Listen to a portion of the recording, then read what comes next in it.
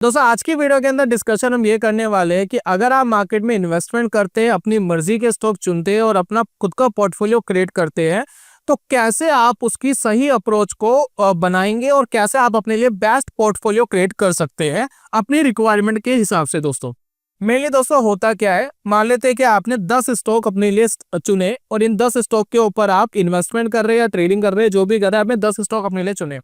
अगर 10 stock perform कर रहे हैं तो हमें प्रॉब्लम नहीं आती, लेकिन अगर ये गिरना शुरू हो जाए तो प्रॉब्लम होती है। मान लेते हैं कि ऑल ओवर मार्केट गिर रही है तो आपके स्टॉक भी नॉर्मली गिरेंगे। इक्का दुक्का स्टॉक होते हैं जो परफॉर्म कर रहे होते हैं, लगभग सभी गिरते हैं, है ना।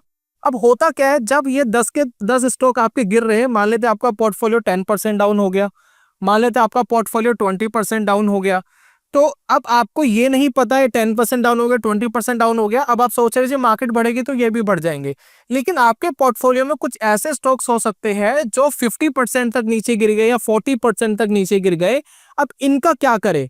अब हमें यह समझ नहीं आता कि जितनी गिरावट इन इक्का दुक्का स्टॉक में हुई है, क्या मुझे इनसे बाहर निकल जाना चाहिए या मार्केट की गिरावट के अंदर पार्टिसिपेट करना चाहिए। बेसिकली मेरा रूल क्या है, जब मैं इंडेक्स मार्केट के अंदर बना रहा हूं, मैं अपने लिए अपना एक पोर्टफोलियो क्रिएट कर रहा हूं, मैं अपने लिए एक अपना इंडेक्स क्रिएट कर रहा हूं, तो मैं कब तक तो उसको होल्ड करूं और कब मुझे ऐसा लग रहा है कि बाकी स्टॉक से ज्यादा परफॉर्म ये नहीं कर रहे। मैं आपको एग्जांपल बताता हूं। मान लेते हैं जो 40% 50% आपका कोई स्टॉक मान लेते गिर गया, ठीक है।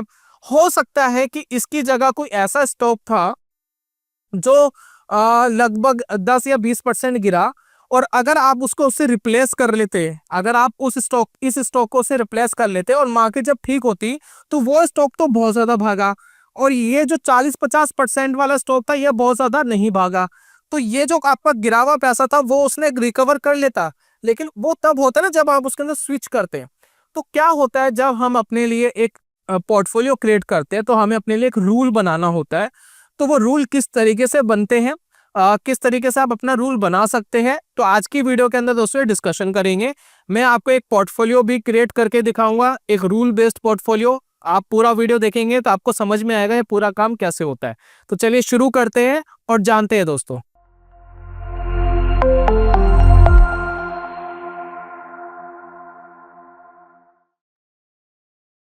बहुत बहुत स्वागत है दोस्तों आप सभी का ट्रेडिंग चैनल के यूट्यूब चैनल में। मेरा नाम है अनमोल मित्तल। सबसे पहले दोस्तों जो हमारे पास इंडाइसिस अवेलेबल है, थोड़ा सा उनका एग्जांपल लेते हैं, उसके बाद दोस्तों चीजों को समझेंगे और फिर मैं आपको एक रूल बेस्ड कैसे पोर्टफोलियो क्रिएट होता है प्रैक्टिकली दोस्तों मैं आपको समझाने वाला हूँ। अब देखिए हम कर क्या रहे हैं, मार्केट के अंदर कोई भी एक इंडेक्स चूज करते हैं। फॉर एग्जाम्पल हमने चूज करा निफ्टी 50 हम चूज करते हैं। देखिए यहाँ पे देखिए बहुत सारे इंडाइसिस आ रहे हैं, है ना। तो यहाँ पर निफ्टी 50 का देखिए एक इंडेक्स है, ठीक है, और ये इसका चार्ट भी है, यहाँ पर दिख रहा होगा। एक सेकेंड, थोड़ा सा करते हैं नीचे। ये देखिए ये है दोस्तों निफ्टी 50 का चार्ट। अभी निफ्टी 50 कहाँ चल रहा है, 23,300 पे चल रहा है, ठीक है। 26,200 के आसपास से नीचे आया, हम सबको पता है। इस निफ्टी 50 का जो इंडेक्स है उसमें कितने स्टॉक्स होते हैं, तो ये देखिए जितने भी आपको नीचे स्टॉक्स दिख रहे हैं ना, ये निफ्टी 50 के स्टॉक्स हैं, ठीक है। अब ये जो स्टॉक्स है ये कैसे चुने गए भाई, क्या इनका रूल है, इनका एक रूल बना हुआ है। पहली इंपॉर्टेंट चीज क्या होती है इन स्टॉक्स के अंदर, ये हमारे देश की टॉप 50 कंपनियों के अंदर होते हैं, ठीक है ना। फ्री फ्लोट मार्केट कैप के हिसाब से जो टॉप 50 कंपनियों का मार्केट कैप आता है वो दोस्तों इनके अंदर चुन लिया जाता है, और जिसकी जितनी ज्यादा मार्केट कैप होती है उसकी उतनी ज्यादा वेटेज होती है इंडेक्स के अंदर। मान लेते हैं कि मैंने एक ऐसा स्टॉक चुना जिसकी मार्केट कैप बाकी स्टॉक के कंपैरिजन में 20% है, तो मैं एटलीस्ट 20% अपने पोर्टफोलियो का पार्ट इस स्टॉक के अंदर लगा दूंगा, ठीक है। कुछ इस हिसाब से एक रूल बनता है, मैंने सिर्फ एग्जांपल आपको दिया है। तो निफ्टी 50 का रूल क्या है, फ्री फ्लोट मार्केट कैप के हिसाब से टॉप 50 कंपनियां इसके अंदर होगी, ठीक है। अगर मुझे इसके अंदर से कोई स्टॉक बाहर निकालना है तो वो कब बाहर निकलेगा भाई, कोई एक ऐसी नई कंपनी आ गई जिसका मार्केट कैप ज्यादा हो गया और मेरे अंदर जो पोर्टफोलियो के अंदर जो ये कंपनी है इसका कम हो गया, तो मैं उसको उससे निकालूंगा और दोबारा उसके अंदर एंटर कर लूंगा। तो कहने का मतलब ये है कि निफ्टी 50 के अंदर जो आज टॉप 50 कंपनीज आप देख रहे हैं, 10 साल पहले एग्जैक्ट सेम कंपनी नहीं हुआ करती थी, 20 साल पहले एग्जैक्ट सेम कंपनी नहीं हुआ करती थी, 5 साल पहले एग्जैक्ट सेम कंपनी नहीं हुआ करती थी। कुछ एंटर हो गई, कुछ बाहर निकल गई, और पूरा पोर्टफोलियो का स्ट्रक्चर इस हिसाब से चलता रहा। तो निफ्टी 50 का एक रूल डिफाइन है भाई, मैं इस रूल के हिसाब से ही अपना इंडेक्स चलाऊंगा, ठीक है।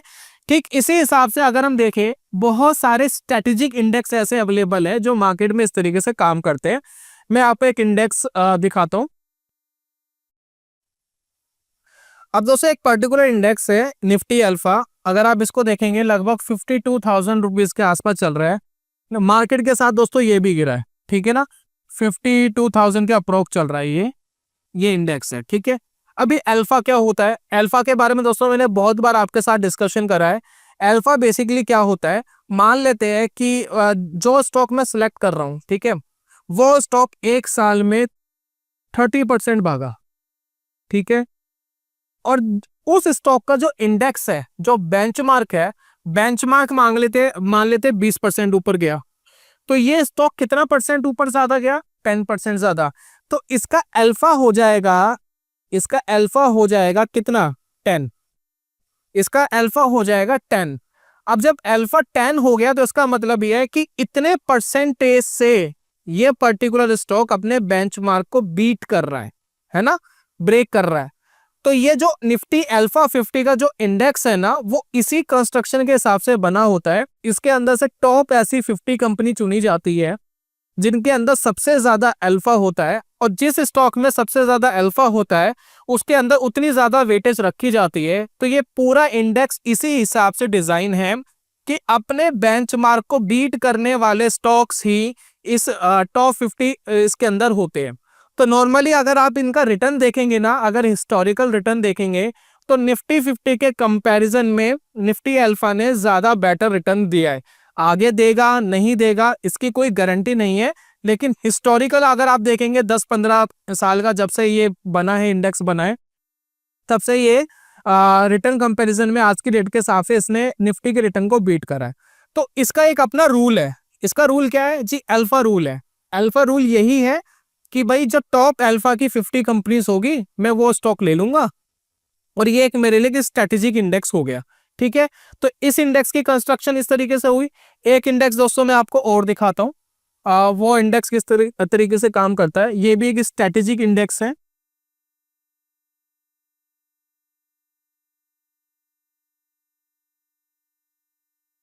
ये दोस्तों इंडेक्स चल रहा है 13,260 रुपए का। इंडेक्स का नाम क्या है, निफ्टी 50 वैल्यू 20 इंडेक्स। अभी निफ्टी 50 वैल्यू 20 का मतलब क्या है, निफ्टी 50 वैल्यू 20 का मतलब बड़ा सिंपल सा है। जो हमारी टॉप 50 कंपनीज है ना, निफ्टी 50 की 50 कंपनियां होती है, ठीक है, इन 50 कंपनी में से 20 ऐसी कंपनी ये इंडेक्स चूज करता है जिनका पी रेशो एक रीजनेबल होता है, ठीक है।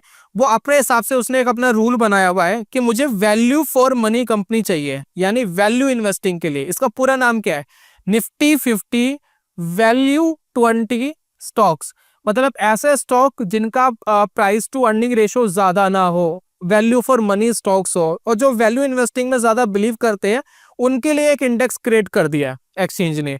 अब ये जो निफ्टी 50 वैल्यू 20 इंडेक्स है, इसमें 20 स्टॉक ऐसे चुने जाते हैं निफ्टी 50 में से जो top value for money stocks होते हैं। और देखा जाए ये जो निफ्टी 50 वैल्यू 20 इंडेक्स है बहुत कम वोलेटाइल होता है, मतलब एकदम नीचे भी नहीं गिरता, एकदम ऊपर भी नहीं गिरता, और इसने भी निफ्टी 50 के रिटर्न्स को कुछ हद तक बीट करा है। तो अगर देखा जाए इसमें एक स्ट्रैटेजी बन गई जी, निफ्टी 50 के जो 50 स्टॉक है मैं उनमें से 20 स्टॉक ऐसे चुन लूंगा जो वैल्यू रहेंगे, और मैं एक टाइम ड्यूरेशन लूंगा। फॉर एग्जांपल मैंने टाइम ड्यूरेशन लिया 6 महीने का, मैं 6 महीने बाद आऊंगा, मैं देखूंगा मेरा इंडेक्स कैसा परफॉर्म कर रहा है। अगर मेरे इंडेक्स के अंदर कोई ऐसा स्टॉक है जो मेरी रूल में फिट नहीं बैठ रहा है, मैं उस स्टॉक को बाहर करूंगा और उसकी जगह दूसरा स्टॉक निफ्टी 50 में से ही एक चुन करके अंदर कर दूंगा। तो मैंने अपने लिए एक रूल डिफाइन करा। अब इससे आपको यह पता लगता है कि कौन से स्टॉक को कब तक होल्ड करना है, कौन से स्टॉक को बाहर कर देना है, और उस स्टॉक को रिप्लेस करने के लिए कौन सा स्टॉक सबसे बेटर है ना, यह मुझे पता है। लेकिन जब हम ऑन ट्रेडिंग करते हैं, अपने हिसाब से ट्रेडिंग करते हैं, और जब अपने लिए हम स्टॉक्स चूज कर लेते हैं, तो उसके साथ प्रॉब्लम यही आती है कि यह पर्टिकुलर स्टॉक जो नीचे गिर रहा है, क्या मुझे ये होल्ड करना चाहिए? अगर होल्ड करना चाहिए, किस रूल के हिसाब से होल्ड करना चाहिए? अगर मेरे रूल के हिसाब से ये नहीं आ रहा तो मुझे इसको बाहर तो करना है, लेकिन इसकी जगह कोई बेस्ट ऑप्शन मेरे लिए कौन सा होगा, अब मुझे ये भी नहीं पता, है ना। तो ये दोस्तों मार्केट के अंदर बड़ी कंफ्यूजन होती है। तो आप अपने हिसाब से अपना रूल डिजाइन करिए, अपना रूल डिफाइन करिए जी, मेरे हिसाब से मेरे लिए ये रूल है भैया, मुझे टॉप भागते हुए स्टॉक चाहिए। अब ये कैसे होगा अभी आपको बताऊंगा। भाई मैं पर्सनली कैसे डिफाइन करता हूँ कि जो स्टॉक बहुत तेजी से भाग रहे होते हैं ऊपर, है ना, टॉप के भाग रहे होते हैं, मैं उनको लेना पसंद करता हूँ। ठीक है, वो कंपनी थोड़ी प्रॉफिटेबल होनी चाहिए, कुछ प्रॉफिट की ग्रोथ होनी चाहिए, कुछ सेल्स की ग्रोथ होनी चाहिए, स्टॉक तेजी से भाग रहे हो। तो ये मेरे 3-4 रूल रहते हैं जब मैं पर्सनली अपने लिए चूज करता हूँ। लेकिन मैं ये नहीं कह रहा हूँ कि आपको यही चूज करना है, आप अपने हिसाब से अपने पोर्टफोलियोज डिजाइन कर सकते हैं। आपको क्या करना है क्या नहीं करना अपने हिसाब से डिजाइन करिए। मैं आपको अब एक एग्जांपल दिखा रहा हूँ कि कैसे हम अपने लिए एक पोर्टफोलियो क्रिएट कर सकते हैं और कैसे हम उसको बाहर करेंगे, स्टॉक को कैसे हम उसको एंटर करेंगे, उसके बारे में सीखेंगे। लेकिन मैं आपको एडवाइस नहीं कर रहा कि एज इट इज आपको सेम चीज करनी है, अपना रूल आपको खुद डिफाइन करना है। तो चलिए एग्जांपल लेते हैं। अब देखिए ये काम करने के लिए मैंने क्या करा है, मैंने एक वेबसाइट यूज कर ली है जिसका नाम है screener.in। ठीक है, screener.in पे ये जो भी काम मैं कर रहा हूँ ये फ्री ऑफ कॉस्ट होगा, आपको इसके लिए कोई पैसे देने की जरूरत नहीं है। नॉर्मली screener.in को लॉगिन करना, कोई पेड प्लान लेने की जरूरत नहीं है, जो भी मैं यहाँ कर रहा हूँ बिल्कुल फ्री ऑफ कॉस्ट होगा। चलिए इसके बाद देखिए हम क्या कर रहे हैं, यहाँ स्क्रीन्स में हम जाते हैं। ठीक है, और यहाँ पर क्रिएट न्यू स्क्रीन करते हैं। अब यहाँ पर देखिए आप अपनी एक क्वायरी यहाँ पर रन करेंगे कि भाई मुझे इस तरीके के स्टॉक फिल्टर करने हैं, वो मुझे फिल्टर करके दो, उससे मैं अपने एक इंडेक्स क्रिएट करना चाहता हूँ। और आपको एक एग्जांपल ये देता है जी, इस कस्टम क्वायरी का एग्जांपल देता है जी, इस तरीके से आप अपनी क्वायरी रन कर सकते हैं। तो पहली जो मेरी क्वायरी है मैं कैसा रन कर रहा हूँ, मैंने इसको यहाँ पर बताया जी मार्केट कैप। ठीक है, मार्केट कैप किसी स्टॉक की जो मैं अपने पोर्टफोलियो में रखूंगा, तो मैं अपना एक रूल बना रहा हूं जी, जो स्टॉक मैं अपने इसके अंदर रखने वाला हूं मार्केट कैप, उसकी मार्केट कैप यहां पर एक बना लेते सिंबल, ये देखिए 10,000 करोड़ से ज्यादा की होनी ही चाहिए। ठीक है, 10,000 करोड़ से कम वाली कंपनी में चूज नहीं करूंगा। ठीक है, तो मैंने पहली क्वेरीज को क्या दी, मार्केट कैप जो है मेरी वो 10,000 करोड़ तो होनी ही चाहिए। उसके बाद मैं स्पेस दे रहा हूं, उसके बाद मैं लिख रहा हूं एंड, भाई एक क्वेरी हम इसको और देंगे। साथ में मैं इसको ये कह रहा हूं कि जो कंपनी मैं चूज करूंगा उस कंपनी के अंदर एक प्रॉफिट ग्रोथ भी होनी चाहिए पिछले 5 साल के अंदर। भाई बिल्कुल कचरा कंपनी मुझे नहीं लेनी। तो मैं क्या कर रहा हूं, यहाँ पर सबसे पहले लिख रहा हूं प्रॉफिट, अपने आप ही आपको नीचे दिखाएगा ये profit growth 5 years, profit after tax latest quarter, बहुत सारी चीजें आपको देता है। मैं कह रहा हूं जी प्रॉफिट ग्रोथ 5 ईयर्स मैंने यहाँ लगा दिया। ठीक है, और मैंने इसको बोला जी प्रॉफिट ग्रोथ 5 ईयर्स की कितनी होनी चाहिए, यहाँ पर हम सिंबल लगा रहे। मैंने इसको बोला भी मिनिमम प्रॉफिट ग्रोथ जो कंपनी में चूज करूंगा वो 10% का प्रॉफिट ग्रोथ तो होना ही चाहिए मिनिमम। ठीक है, तो मैंने इसको डिफाइन कर दिया जी 10%। ये देखिए 10% मैंने डिफाइन कर दिया। चलिए अब मैं स्पेस लगा करके एंड करता हूं, एंड उसके बाद मैं कह रहा हूं जी जो प्रॉफिट ग्रोथ तो 10% है, लेकिन साथ में सेल्स ग्रोथ भी आनी चाहिए। भाई मुझे ऐसी कंपनी नहीं चाहिए जिसके अंदर सेल्स ग्रोथ नहीं आ रही है, तो मैं सेल्स ग्रोथ भी यहां पर डाल देता हूं कि सेल्स ग्रोथ लास्ट 5 ईयर, है ना। और उसके बाद ये सिंबल हमने डाल दिया और यहां लिख दिया हमने 10%, 10%। और दोस्तों इसके बाद हम लिखते हैं इसको एंड, AND एंड। ठीक है, 3 कंडीशन दोस्तों हमने यहाँ पर लगा दी है। लास्ट में दोस्तों मैं क्या लिख रहा हूँ इसमें, भैया मैंने कुछ फंडामेंटल्स बता दिए कि ये कुछ मेरे बेसिक से फंडामेंटल है। आप अपना फंडामेंटल अपना स्कैनर खुद बनाएंगे कि आपको क्या चाहिए, कितना प्रॉफिट ग्रोथ होना चाहिए, कितना सेल्स ग्रोथ होना चाहिए, कितना पी होना चाहिए, कितना ROC होना चाहिए। आप अपने हिसाब से खुद डिजाइन कर सकते हैं। साथ में इसमें और भी चीजें आप इसमें ऐड कर सकते हैं। उसके बाद दोस्तों मैं इसको क्या कह रहा हूँ कि जी मुझे रिटर्न कंपैरिजन भी चाहिए, रिटर्न ओवर 3 मंथ्स, है ना। रिटर्न ओवर 3 मंथ्स भी मैंने इसके अंदर लगा दिए, ये 3 महीने के आसपास का मुझे एक रिटर्न भी बताएगा। ठीक है, ये सारी चीज दोस्तों मैंने लगा दी। अब रन दिस क्वायरी में कर रहा हूं। अब मैंने इस क्वायरी को दोस्तों क्या करा, एक रन कर दिया। ठीक है, अब यहाँ पर दोस्तों मेरे पास बहुत सारे ऐसे स्टॉक्स आ गए हैं, 246 ऐसे स्टॉक्स मेरे पास आ गए हैं जो मेरे इस क्राइटेरिया के अंदर फिट बैठते हैं। और मुझे अपना एक पोर्टफोलियो क्रिएट करना है। मुझे इन 246 में से मान लेते हैं कि मैं 10 स्टॉक का अपना एक पोर्टफोलियो बना रहा हूँ, तो मुझे अपने लिए बेस्ट 10 स्टॉक इसमें से चूज करने हैं। ठीक है, तो मैं क्या करूंगा, बेस्ट जो मैं स्टॉक्स चूज करूंगा, मैंने क्या करा, देखिए यहाँ पर आ रहा है 1 ईयर रिटर्न मेरे पास आ रहा है, तो मैंने क्या करा, इसको शॉर्ट कर दिया। ठीक है, अब मेरे पास सभी टॉप कंपनीज आ गई है जिन्होंने सबसे ज्यादा रिटर्न दिया है लास्ट 1 ईयर में। ठीक है, लास्ट 1 ईयर में सबसे पहली कंपनी मेरे पास आती है शक्ति पंप। शक्ति पंप एक ऐसा स्टॉक है जो बहुत तेजी से भागता हुआ आपको नजर आ रहा है। तो मेरे पोर्टफोलियो में अगर मैं टॉप के 10 स्टॉक चूज करना चाहता हूं, तो ये भारत ग्लोबल जो है, देखिए बहुत अननेसेसरी सा ये रिएक्ट कर रहा है, मार्केट कैप बड़ी अननेसेसरी रिएक्ट कर रहा है, तो ये पी रेशो भी देखिए बहुत ज्यादा है, तो इसको एक बार इग्नोर करते हैं। नॉर्मली मुझे दिख रहा है कि शक्ति पंप एक ऐसा स्टॉक है जो सारे क्राइटेरिया में फिट बैठ रहा है, मार्केट कैप भी 13,000 करोड़ का है। तो मैंने अपने पोर्टफोलियो में पहला स्टॉक मान लेते हैं शक्ति पंप चूज कर लिया। ये कोई स्टॉक खरीदने की एडवाइजरी नहीं है, ये स्टॉक आप अपने हिसाब से स्कैनर जब बनाएंगे तो आपके हिसाब से वो स्टॉक्स आएंगे। ठीक है ना, ये कोई एडवाइजरी नहीं है। स्टॉक रन करेंगे नहीं करेंगे, गिर जाएंगे, क्या होंगे, वो एक अलग मैटर है। ठीक है ना, मैं कोई बाय एंड सेलिंग की रिकमेंडेशन नहीं दे रहा हूँ, मैं सिर्फ आपको बता रहा हूँ पोर्टफोलियो क्रिएशंस कैसे कर सकते हो आप अपने रूल के हिसाब से। तो शक्ति पंप दोस्तों एक आ गया टॉप में, सेकंड आ गया अनंतराज, फिर एक जैन टेक्नोलॉजी, फिर डिक्सन, फिर बीएससी, फिर Lloyds metal, Neuland lab, Kaynes tech, KFin technology, Ganesh housing, Motilal Oswal finance, Waaree renewable energy, Prudent, black box, Godfrey Phillips, Gravita India, Trent, Newgen software and PB fintech. ये 20 स्टॉक दोस्तों ऐसे आ गए, 21 स्टॉक्स ऐसे आ गए जो मैं अपने पोर्टफोलियो में चाहूं तो रख सकता हूँ।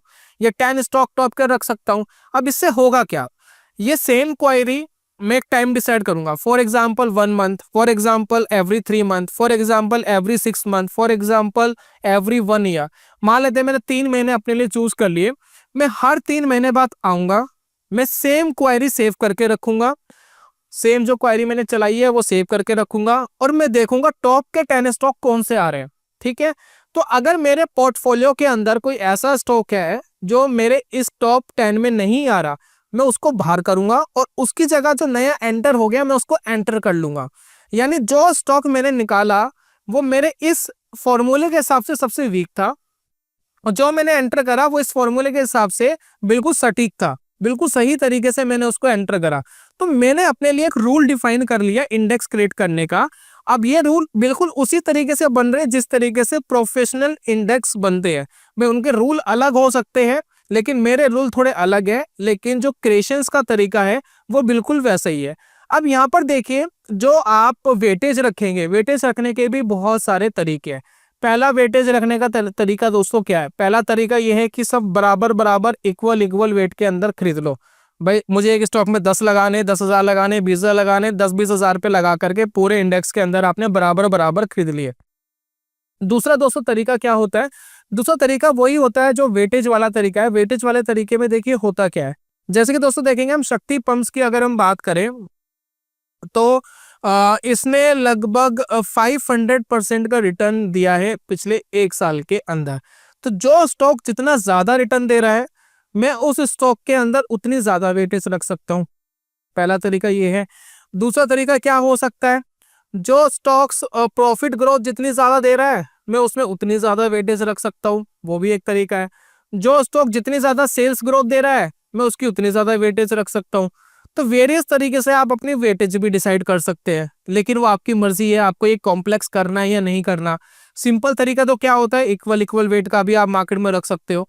और ये जो स्कैनर मैंने आपको दिखाया फॉर एग्जांपल दिखाया है, अब अपने हिसाब से अपना खुद का स्कैनर मार्केट के अंदर दोस्तों क्रिएट कर सकते हो। इस तरीके से एक इंडेक्स क्रिएट हो जाता है और आप अपने लिए बेस्ट इंडेक्स खुद बना सकते हो, अपने लिए बेस्ट पोर्टफोलियो खुद क्रिएट कर सकते हो जो भी आपको लगता है। अब काफी लोग मुझे ये कहेंगे कि सर ये जो भी काम हम कर रहे हैं ये क्या म्यूचुअल फंड मैनेजर नहीं कर सकता? जी हाँ कर सकता है, प्रॉब्लम नहीं है। लेकिन आपको पता होना चाहिए कि जो म्यूचुअल फंड मैनेजर है उसके पास बहुत सारी रिस्ट्रिक्शंस होती है। हम तो मुंह उठा करके कोई सा भी स्टॉक कभी भी खरीद सकते हैं, लेकिन म्यूचुअल फंड मैनेजर ऐसा नहीं कर सकता। जो रेगुलेटरी है ना हमारी सेबी, बहुत सारे रेस्ट्रिक्शंस होते हैं किसी स्टॉक को बाय एंड सेल करने में, अगर मैं मैनेजर की बात करूं, फॉर एग्जांपल सेबी ने रूल लगा दिया जी एक पर्टिकुलर स्टॉक पर किसी भी टीआई की होल्डिंग्स इस इतने परसेंटेज से ज्यादा नहीं हो सकती। तो अगर म्यूचुअल फंड चाहे, उसका मैनेजर चाहे जी मुझे इसके अंदर और खरीदना है, तो वो नहीं खरीद सकता, रेस्ट्रिक्शंस है। मान लेते हैं म्यूचुअल फंड कंपनी के एक रेस्ट्रिक्शंस रहे कि भाई मुझे इतने कम मार्केट कैप वाला स्टॉक खरीदने की आज़ादी नहीं है, तो वो इतने कम मार्केट कैप वाला स्टॉक नहीं खरीद सकता, तो वो उसकी एक लिमिटेशन है। तो म्यूचुअल फंड मैनेजर की बहुत सारी लिमिटेशन है, उसको अपने लिए एक एक्सेस कैश भी रखना पड़ता है। अगर आप विड्रॉल पर आए तो उसको विड्रॉल भी करके देना पड़ेगा, आप नहीं आए कोई और करके आया तो वो थोड़ा सा रिटर्न परसेंटेज भी कम होती है। तो कुछ जो है सर्टेन एक रिस्ट्रिक्शंस होती है, तो वो आपके पास नहीं होती, तो आप अपने लिए इंडिविजुअली अच्छा काम कर लेते हो इस तरीके से चीजें बिल्ड करके। लेकिन पहली चीज मार्केट के अंदर रिस्क है। आप अपने लिए कोई भी इंडेक्स बनाएंगे, ऑल ओवर मार्केट गिरेगी, ऑब्वियसली ये भी गिरेगा, है ना। दूसरा, इस इंडेक्स से बनाने में हमारा फायदा ये है कि हम एक रूल बेस चल रहे हैं भाई, हम अपने लिए जो हमने रूल बनाया फंडामेंटल, उसमें टॉप परफॉर्मिंग वाले स्टॉक है वही रख रहे हैं। तो इन फ्यूचर अगर मार्केट रिकवर होगी तो ऑब्वियसली आपका पोर्टफोलियो रिकवर होने के चांसेस रहेंगे, है ना। तो स्टॉक्स बार बार चेंज भी होते रहेंगे, तो उनको रीबैलेंसिंग भी करना पड़ेगा, जिसका ब्रोकरेजेस वगैरह भी आपका जाएगा। तो इसके अंदर भी बहुत सारा आपको दिमाग लगाना पड़ता है, लेकिन इतना कॉम्प्लिकेटेड नहीं है बिल्कुल सिंपल, लेकिन बहुत ज्यादा कॉम्प्लिकेटेड नहीं है। तो इस तरह के जो इंडेक्स है ना, ये बनाने का एक सही तरीका, इसमें क्या प्रॉफिट बुकिंग नहीं होती है ना। इस तरीके के इंडेक्स में ये प्रॉफिट बुकिंग नहीं करते हैं। ये जो इंडेक्स होते हैं ये चलते ही रहेंगे। मार्केट गिर गई मान लेते 50%, आपका इंडेक्स गिर गया मान लेते 70%, ठीक है। मार्केट रिकवर करेगी, ये भी रिकवर करेगा। तो ये क्या है, ग्रोथ पर डिपेंडेंट है। पूरी इक्विटी मार्केट की अगर ग्रोथ आएगी तो इनकी भी ग्रोथ आ जाएगी, नॉर्मली चांसेस रहते हैं। उनकी ग्रोथ नहीं आएगी तो उसकी भी नहीं आएगी। बस डिपेंड यह करता है कि जो स्टॉक्स या जो आपने रूल्स बनाए हैं, क्या वो रूल आपके बेंचमार्क को बीट कर पा रहे हैं, क्या आप म्यूचुअल फंड से ज्यादा बीट कर पा रहे हो अपने रिटर्न्स को। तो दोस्तों बेनिफिट है ये सारा काम करने का। अगर आप वो काम नहीं कर पा रहे हो तो इससे अच्छा तो आपके पास बहुत सारे म्यूचुअल फंड्स होते हैं, तो अपने फाइनेंशियल एडवाइजर से पूछ के जो चाहे वो आप ले सकते हैं, ठीक है। इंडेक्स फंड होते हैं, जो चाहे आप इंडेक्स फंड ले सकते हैं, अपने फाइनेंशियल एडवाइजर से पूछकर आप ये काम कर सकते हैं।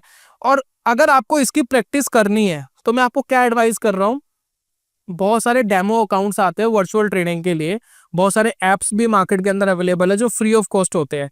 एक मनी कंट्रोल एक ऐसी वेबसाइट है जिसके अंदर आप मनी भाई करके एक आता है, मनी भाई में अगर आप लॉगिन कर लेते हैं तो उसमें आप वर्चुअली अपने लिए स्टॉक ऐड कर सकते हैं जी, इतनी इतनी क्वांटिटी का मैंने स्टॉक ऐड कर लिया। तो मैं आपको क्या सजेस्ट कर रहा हूँ, आप एक काम करिए, कुछ महीने प्रैक्टिस करिए, अपने लिए एक रूल डिफाइन करिए, अपने एक इंडेक्स बनाएं और परफॉर्मिंग बेस पर आप क्रिएट कर सकते हैं जी। टॉप परफॉर्मिंग वाले जो स्टॉक होंगे जिसने सबसे ज्यादा रिटर्न दिया होगा वो टॉप पे रहेंगे। तो टॉप 10 आपने एक स्टॉक लिस्ट बनाई, वो टॉप 10 स्टॉक्स या टॉप 20 स्टॉक्स आपने अपने पोर्टफोलियो में बराबर बराबर क्वांटिटी यानी इन्वेस्टमेंट के आपने रखे, और वो रख करके देखिए कि मार्केट कितना उठापटक कर रही है और आपका पोर्टफोलियो कितना उठापटक कर रहा है।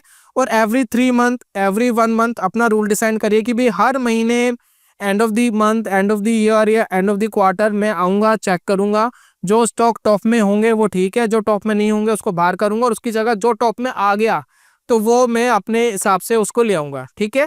स्कैनर को आप सेव करके रखिएगा, जो भी आपने स्कैनर बनाया वो सेव करके रखिएगा, ठीक है। वो सेव करके रख लेंगे तो अब बार बार आपको बनाने की जरूरत नहीं पड़ेगी, उसका नाम रख लेना स्कैनर का, और सेम स्कैनर आप बार बार देखिए, सेव दिस क्वेरी जैसे मैं यहाँ करता हूँ तो ये पूछेगा जी क्वेरी का नाम क्या है, आप अपना नाम दीजिए।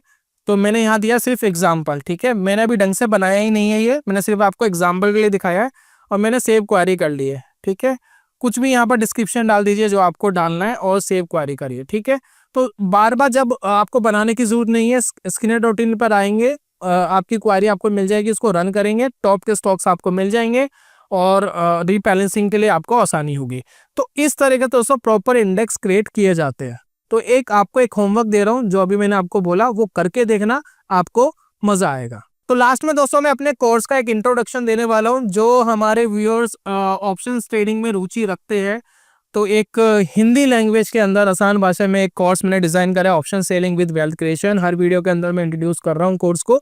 बड़ा सिंपल सा दोस्तों कोर्स है। नॉर्मली होता क्या है, जब हम ऑप्शंस ट्रेडिंग करके कुछ कमाने की कोशिश करते हैं, अपना टारगेट रखते हैं और अपना टारगेट अगर अचीव हो जाता है तो हमें ये समझ नहीं आता है कि इस पैसे को हम अपने लिए यूज़ करें और अब अगर अपने लिए इस पैसे को यूज कर लिया तो हमारे पोर्टफोलियो बढ़ेगा कैसे, हमारा फंड कैसे बढ़ेगा। तो इस पूरे कोर्स को इस तरीके से डिजाइन करा है कि ऑप्शन सेलिंग से अगर आपके टारगेट अचीव होते हैं तो वो अपने लिए रख सकते हैं, वेल्थ क्रिएशन आपके पोर्टफोलियो के साथ में चलती रहे उसका पूरा प्लान बनाया है।